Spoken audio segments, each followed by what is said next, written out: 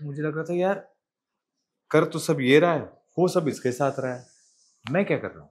प्रतीक और दिव्येंदु इतना अच्छा खेल रहे थे कि मुझे बस उस खेल को जोड़ना था। If you standing with mister Bachchan, आप में कोई तो खास बात होगी तभी आपको ये मौका मिला। हमारे शो में एक्शन सीक्वेंस था सर के साथ, और उस एक्शन सीक्वेंस में मेरी कोहनी उनके सर पर लग गई, और उस वक्त मुझे लगा कि मेरा करियर का डी एंड है। आज बहुत ही खास मेहमान हमारे साथ मौजूद हैं जिन्होंने कदम दर कदम अपने दम पर बॉलीवुड में एक ऐसा मुकाम हासिल किया है, एक ऐसी लकीर खींची है जो दूसरों के लिए अब इंस्पिरेशन के तौर पर दिखाई देती है। मेरे साथ हैं Avinash Tiwari. Thank you so much, बहुत अच्छा इंट्रोडक्शन दिया आपने। अभी जब हम बात कर रहे हैं तो आपकी फिल्म मडगांव एक्सप्रेस की हर तरफ चर्चा हो रही है। अभी तक जितने किरदार आपने किए वो बड़े इंटेंस और अलग अलग तरीके के रेंज के रहे हैं, लेकिन इसमें आयुष का जो किरदार है वो एकदम अलग है। और खासकर जब ऑनसेम्बल कास्ट होती है उसमें खुद को निकाल पाना, निखार पाना, वो अपने आप में एक मादे की बात होती है। कैसे ये जो काम है वो कर पाते हो हर बार, वो बताओ। मुझसे किसी एक वाइज आदमी ने कहा था कि अगर कोई आपसे पूछे कि कैसे करते हो, उनको जवाब देना टैलेंट। बट मुझे लगता है कि I think films are made by film makers, और मुझे ऑनेस्टली लगता है कि मैं बहुत खुशनसीब हूँ कि मेरे पास अच्छी फिल्में आई। आई गॉट ग्रेट पार्ट्स, अच्छी स्क्रिप्ट्स थी, अच्छे डायरेक्टर्स थे, अच्छे प्रोड्यूसर्स थे, और इन सबके समूह की वजह से एक फिल्म अच्छी बनती है। I been just fortunate to be part of good films, और क्योंकि थोड़ा बहुत आता है खेलने, तो फिर इतना जब सब कुछ अच्छा मिल जाता है तो अपने आप आपका काम भी निखर जाता है। सो आई थिंक मेरे साथ सिर्फ वही हुआ है कि अच्छे लोग मिले और उस वजह से मेरा काम निखर। अविनाश, फिल्म में डोडो का किरदार दिव्येंदु ने निभाया है, पिंकू का प्रतीक ने। आपका जो किरदार था वो थोड़ा इंटेंस सीरियस था, उसके पास वो कॉमिक एंगल उतने नहीं थे, लेकिन उसके बाद भी वो निकल कर आ पाना वो कितना मुश्किल था। एक्चुअली अपने because you pointed this out, मुझे हमेशा लग रहा था कि when I read the script, इतने मजे मजे आ रहे थे इस स्क्रिप्ट को पढ़ने में। कुणाल का नरेशन इतना शानदार था। उसका मुझे ये जरूर लगने लगा जब आप अपने किरदार के बारे में सोचने लगते तो मुझे लग रहा था यार कर तो सब ये रहा है, हो सब इसके साथ रहा है, मैं क्या कर रहा हूँ?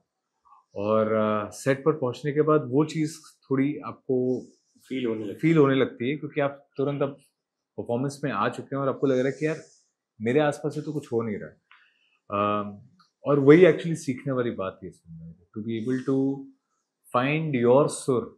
जब ऐसे दो सुर लग रहे हैं तो आपका सुर क्या होगा जिसकी वजह से एक स्थिरता आ सके, किस लेवल का रिस्ट्रेन करना पड़ेगा। और मुझे वो रियलाइज हो कि वो कितना मुश्किल काम है, जो मैंने पहले नहीं सोचा था। तो एक्चुअली मैंने जब फिल्म देखी तो अपने आप को एक छोटी सी शाबाशी देखी। इतने अच्छे एक्टर्स के साथ साथ जब उनके पास सारे जोक्स हों, इन अ वे ऑथर बैक्ट हो, उसमें अपनी एक जगह बना पाना, तो थोड़ी बहुत तारीफ बनती है। ये जो एक्टिंग फील्ड है बहुत ही कॉम्प्लेक्स वो है, क्राफ्ट पे लगातार काम करना, उसके साथ साथ अपनी पर्सनल प्रोफेशनल हर चीज़ों को साइड में रखते हुए जब ऐसा सेट पे माहौल हो कि आपको समझ में आ रहा है कि जो मलाईदार जो लाइंस हैं, जो चीज़ें हैं वो दूसरों को मिल रही, उसके बाद भी अपना वो सैनिटी, अपनी हर चीज़ मेंटेन करते हुए क्राफ्ट पे इतना अच्छा काम कर जाना कि लोगों को लग रहा है कि नेचुरल एक्सप्रेशन के साथ बहुत अच्छा काम किया है, ये कैसे कर पाए? Thank you so much. ये आपकी मतलब आप बड़े होकर मुझसे ये सब कह रहे हैं, बट मुझे मुझे ये लगता है कि हर काम, खासकर एज एन एक्टर, आपके को एक्टर्स की वजह से निखर के आता है। अगर आपके पास को एक्टर्स अच्छे ना हो तो मेरे लिए पर्सनली ये इतना आसान हो गया, क्योंकि प्रतीक और दिव्येंदु इतना अच्छा खेल रहे थे कि मुझे बस उस खेल को जोड़ना था। और कहीं ना कहीं जैसी वो सिंक बैठा, वो सुर जैसे ही बैठा, अपने आप कुछ चीज़ें बनने लग गई। तो मुझे पर्सनली लगता है कि इसमें अच्छा ये हो कि मेरी लिए लर्निंग ये थी कि नहीं, एक सिम्फनी बजती है उसमें जो साइलेंस और पॉज का काम होता है, वो कहीं ना कहीं like before drop that you hear in music, there is a pause that happens, and that's the utility that my character actually played in the whole film. Film देखने के बाद मुझे एक्चुअली अपनी वैल्यू समझ में आई अपने फिल्म में। वो एक्टिंग के जानकार, ये आप बहुत सही बात कह रहे हैं कि वो कहते हैं कि बोलने से ज़्यादा जो आप बिना बोले कर पा रहे हैं ना, और वो रजिस्टर हो रहा है, वो सबसे इम्पोर्टेंट है। तो ये आपने इसमें आई थिंक उसमें दो चार चीजें अच्छी बढ़ गई कि लाइंस ना होते भी through your expressions of making people laugh, just reacting to the moments, वो एक्चुअली सब सीखने मिला मुझे. I really didn't know how it would happen until you went there and you saw it, and आप उसको जीने लगते हो, और जब वो आप प्रेजेंट होते हो वहाँ पर तो कुछ चीज़ें होने लगती हैं. तो वो मुझे बहुत कुछ सीखने मिला मनटाउन से, वेरी ऑनेस्ट. मुझे एक तो जैसे हमने शुरू में ही बोला कि वो कदम दर कदम लोगों के लिए इंस्पिरेशन बन रहे हो, तो मैं ये जानना चाहता हूँ बैकग्राउंड से, शुरुआत से बताओ, एक्टिंग के फील्ड में कैसे आए, कहाँ से आते हो आप? क्योंकि आपके बारे में जितना रिसर्च है वो बिहार में गोपालगंज से बैकग्राउंड, और फिर उसके बाद मुंबई जैसे ऐसे शहर में आना और यहाँ पर एक मुकाम हासिल करना, पूरी जर्नी के बारे में कुछ। मेरी पैदाइश बिहार की है, बट मेरा पालन पोषण बम्बई में हुआ है. और मैंने यहाँ पे अपनी स्कूलिंग कॉलेज की. उसके बाद मैंने एक्टिंग में ट्रेनिंग ली दिल्ली जाकर. फिर मैं न्यूयॉर्क गया, न्यूयॉर्क में ट्रेनिंग ली. न्यूयॉर्क से लौट कर आया तो मुझे लगा कि अब मेरे लिए सारे दरवाजे खुल जाएंगे. पर उसके बाद एक लंबा संघर्ष रहा है. बट मुझे लगता है कि अब वो जितनी भी आपने मेहनत की है, ये भी एक सीख है ज़िंदगी में कि जो आप करते हैं आपको लगता है कि शायद मुझे इसके अनुसार जो रिज़ल्ट है वो ना मिले, और शायद वो आज ना मिले, लेकिन कल तक आप तक वो पहुँच जाता है. और मुझे मेरा करियर इस बात का एहसास हमेशा दिलाता है कि whatever work that I put in, जितनी मेहनत, जितने भी स्ट्रगल, तैयारी आप कह लें, जो मैंने की है अपने करियर में, वो सब अब धीरे-धीरे has started to pay back to me. So that's been my career. आज आज इस जगह पर हूँ जहाँ पर आपके साथ बैठकर बात कर सकता हूँ, और लोग कह रहे हैं कि शायद इंस्पिरेशनल.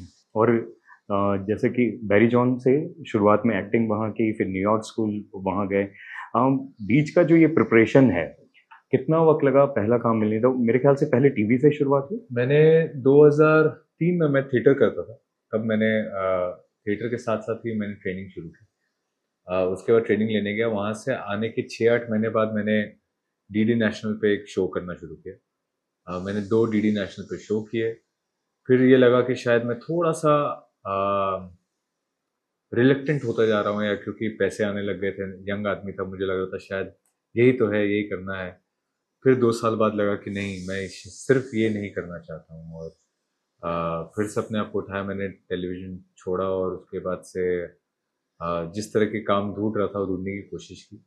2012-13 में मुझे एक शो मिला, युद्ध, मिस्टर अमिताभ अमिताभ बच्चन बच्चन। के साथ, जो अनुराग कश्यप डायरेक्ट कर रहे थे, रिबू दास गुप्ता डायरेक्ट कर रहे थे. उनके साथ ये फ़िल्म, उनके साथ वो शो करने के बाद धीरे-धीरे करियर अपने आप एक जगह लेने लग गया. वो होता है कि if you standing with mister Bachchan, आप में कोई तो खास बात होगी तभी आपको ये मौका मिला. तो शायद इंडस्ट्री ने भी वैसे ही देखा, और धीरे-धीरे फिर रास्ते खुलते गए. वो कहीं पढ़ रहा था मैं, कोहनी से चोट वाला क्या किस्सा है वहां पर, वो युद्ध का बताना। मैं ये चाहता हूँ भूल जाए सब लोग. हमारे शो में एक्शन सीक्वेंस था सर के साथ, और उस एक्शन सीक्वेंस में मेरी कोहनी उनके सर पर लग गई, और उस वक्त मुझे लगा कि मेरा करियर का डी एंड है. अब इसके बाद मैं शायद कभी फिल्म सेट पर ना पाया जाऊँ. But thankfully he was very large hearted, और उन्होंने काफ़ी थोड़ा-सा ना ये करके उन्होंने वापस से रिहर्सल शुरू की. एंड उसके बाद मेरा मोनोलॉग हुआ, तालियाँ बजाई, लोगों ने आके गले लगाया. So it's been that kind of experience for me, जहाँ पे मुझे लगा कि मेरा करियर खत्म हो रहा है, और कट टू उसी दिन, by the end of the day I felt कि यार शायद यही मेरा करियर है. This is what I am made to do. So sir, कैसा माहौल रहता है मिस्टर बच्चन की जब फिल्म या प्रोजेक्ट कोई कर रहे होते हैं? मैं मुझे याद है जब मैं शो कर, खैर अब तो ऑलमोस्ट 9-10 साल हो गए, लेकिन जब मैं गया था पहली बार शो करने, तो मैं अपने आप को बार-बार कह रहा था कि औ में मत आना, Amitabh Bachchan, Amitabh Bachchan. Treat him like a co-actor, treat him like a co-actor. जैसे ही सुना कि सर आ गए, जिस तरह से सारे लोग उठकर खड़े होते हैं सेट पर, you realize कि he's not a normal co-actor. It is Amitabh Bachchan that you're working with, and you need to realize and recognize it. I felt very fortunate, yeah. Very early part of my career to play such a huge part with him. कुछ तो fortune है. और फिर फिल्मों का सफर शुरू हुआ उसके बाद? उसके बाद से फिल्मों का सफर शुरू हुआ, और फिर मैंने एक फिल्म की, तू है मेरा संडे, जिसमें which is an ensemble film. Then Laila Majnu was my first lead film. It was my debut as lead. And then Laila Majnu के बाद से सिलसिला कायम रहा. लैला मजनू मेरे ख्याल से वो ऐसा लगा कि ये कहाँ से आया है ये बंदा, एकदम इम्तियाज और उनके जो टीम थी उसका खोज वो अलग ही थी। और उसमें आपने जिस तरीके से एवन तृप्ति जो किरदार को निभाया, वो ऐसा लगा कि अब इस समय हम भले ही ये लैला मजनू की बात कर रहे हैं, लेकिन इतना कॉन्टेम्पररी है और अपने आप को पूरा न्यौछावर कर दिया उसमें। वो ब्लड एंड स्वेट जो होता है ना, वो दिख रहा था उस एक्टिंग में। Thank you. अगेन मतलब मेहनत तो अपनी है ही, लेकिन वो लिखावट की अगर नहीं होती, वो बैकग्राउंड स्कोर अगर नहीं होता, जो फिल्म का म्यूजिक है वो नहीं होता, जो डायरेक्शन है वो नहीं होता, तो आज शायद हम इसके बारे में बात नहीं कर रहे होते। And that film actually is made by all those people who have come together. मैंने अच्छा काम किया है, बट वो काम और उठकर आया है इन लोगों की वजह से, जो जिसकी वजह से आप तक पहुंचा है। और एज़ एन एक्टर बहुत ज़्यादा सिक्योर्ड हो, क्योंकि लैला मजनू जैसे ज़बरदस्त किरदार के बाद नेगेटिव भी करने के लिए तैयार हुए, वैसे कैरेक्टर्स भी किए, चाहे वो बुलबुल की बात करें, घोस्ट स्टोरीज़ की बात करें या खाकी, मतलब वो तो अलग ही लेवल पे थे, और काला फिर। देखिए, सिक्योर कहना बहुत ही अच्छा होगा, इस चीज़ को कहना मुझे ये प्रॉब्लम लगती है। मुझे लगता है कि मेरा कोई एक प्रॉब्लम है जहाँ पे मैं अपने आप को बहुत खास समझता हूँ, और क्योंकि मैं अपने आप को वो समझता हूँ, मैं वो चीज़ें करना चाहता हूँ जो मैं आसपास नहीं देखता लोगों को करते हुए। मैंने हमेशा सुना था कि एक्टर अलग अलग किरदार करते हैं, मेरा काम ये है। हीरो तो मैं लैला मजनू से ही हो गया था, और आयुष में भी हीरो है, बट मुझे वो चंदन महतो में भी दिखा, मुझे वो बुलबुल की सत्या में भी दिखा, और कोशिश यही है कि हर किरदार ऐसा करूं कि लोगों के दिल तक पहुंचा रहे। It keeps growing on, that's what I really want, that एक लंबे समय तक मेरे किरदार, मेरी फिल्में आपके साथ रहें। चंदन महतो का किरदार निभा रहे थे, तो घर वालों ने क्या रिएक्ट किया और अपने आप को खुद कैसे उसमें आपने ढाला?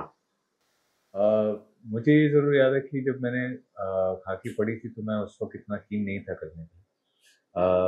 मैं अपने स्क्रिप्ट पिताश्री से भी शेयर करता हूँ, तो उन्होंने भी स्क्रिप्ट पढ़ी थी और उन्हें भी लगा कि शायद ये किरदार मेरे लिए नहीं है।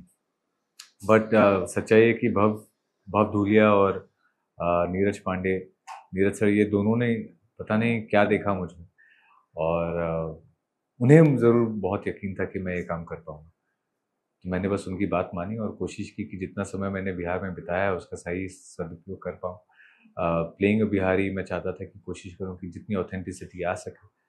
जो जिस बात की सबसे ज़्यादा खुशी है वो ये है कि बिहार के लोग मुझे आकर कहते हैं कि इससे अच्छा बिहारी किरदार पहले नहीं देखा गया, इतना अच्छे से बिहार को नहीं दर्शाया गया था। चाहे वो बोली हो, चाहे वो हाव-भाव हो, भाषा हो, जिस तरह से कल्चरल चीज़ें दिखाई गई, apart from the main plot of the story, जो बाकी चीज़ें भरती हैं, वो शायद इससे पहले लोगों ने इतने अच्छे से नहीं देखी। तो मुझे ये मौका मिला जिस स्टेट से मैं आता हूँ, वहाँ की चीज़ों को किसी न किसी तरीके से पहुँचाने का। मैं जो डिकोड कर पा रहा हूँ अविनाश, कि वो उतने सालों की जो एक वो अंदर दबा के रखा था, वो फायर, स्पंक और वो जो स्ट्रगल हम सो कॉल्ड कहते हैं, वो ये फ़िल्म थी जिसमें अपने आप को पूरी तरीके से वो न्यौछावर करने वाली बात थी। मुझे ऐसा लगता है कि मैं हर फ़िल्म में ये कोशिश करता हूँ, वेरी ऑनेस्टली। मैं नहीं कहना चाहता, थोड़ा बोस्टफुल हो जाएगा, लेकिन मुझे नहीं दिखता मेरे आसपास की जो फ़िल्में हो रही हैं या जिस तरह के एक्टर्स हैं, वो हर पार्ट में इस तरह से इंडल्ज करते हैं। अगर आप देखें तो मडगांव एक्सप्रेस एक तरह से मेरी पहली फ़िल्म है जिसमें मैं जैसा दिखता हूँ वैसा दिख रहा हूँ। वरना हर फ़िल्म या शो जो मैंने किया उसमें मैंने कोशिश की कि मैं उस किरदार की तरह दिखूँ। मुझे अभी जस्ट कुछ दिन पहले किसी ने कहा कि यार, they have really done justice to your looks in this film Madgaon Express, and I said all the earlier ones have done justice to my talent. So ये एक बहुत ही खास बात रही है कि जिस तरह के अलग अलग किरदार मेरी ज़िंदगी में आते रहे, मुझे अपने आप को पूरी तरह से सौंपने का मौका मिला है। I am very grateful for that, because as an artist मैं यही हमेशा से चाहता रहा। शायद इसीलिए मेरा इंतज़ार इतना लंबा रहा, क्योंकि उस तरह की लिखावट, उस तरह के किरदार उस वक्त तक नहीं हो रहे थे। अब मुझे वो फ्रीडम है, वो मौका है जब मैं पूरी तरह से अपने आप को झोंक सकूँ, और काम मैं वैसे ही करना चाहता हूँ। आखिर में जब हम इंस्पिरेशन के तौर पे आपको देखते हैं और आपको, मेरे जैसे बहुत सारे ऐसे लोग हैं छोटे शहरों से आते हैं हमारे बीच के, आप ऐसा लगता है कि कोई बाहर से आके इतना अच्छा काम कर रहा है, उनको जो संघर्ष से डरते हैं उनको क्या कहना चाहोगे? और जब आपके साथ इस तरह का पीरियड चल रहा था तो अपना हौसला कैसे बरकरार रख पाए? मुझे ऐसा लगता है, और खासकर क्योंकि आपने ये बात कही, बिहार से मैं आता हूँ और बिहार के लोग शायद ये शो आपका देखें। मुझे एक चीज़ हमेशा लगती है कि एक जगह जहाँ आज सारे bureaucrats, most of the bureaucrats, most of the IITians, most of the intellectuals of the country come from that state. As far as religious growths are concerned, right from Jain to Guru Gobind Singh to Gautam Buddha, their genesis, right from the university, Nalanda University. This is the history of Bihar. Unfortunately, one of the poorest states of the country. मुझे ऐसा लगता है कि हमारे aspirations में, हमारे सपनों में कहीं कमी है। हम अपने आप को पूरी तरह से जान नहीं पा रहे हैं। रियली टटोल कर अगर देखें हम क्या हैं और अपने सपने बुलंद करें, तो I think we can be among the best of the states in this country. That's my true believe. सब लास्ट में आने वाले प्रोजेक्ट्स के बारे में कुछ बताना चाहेंगे?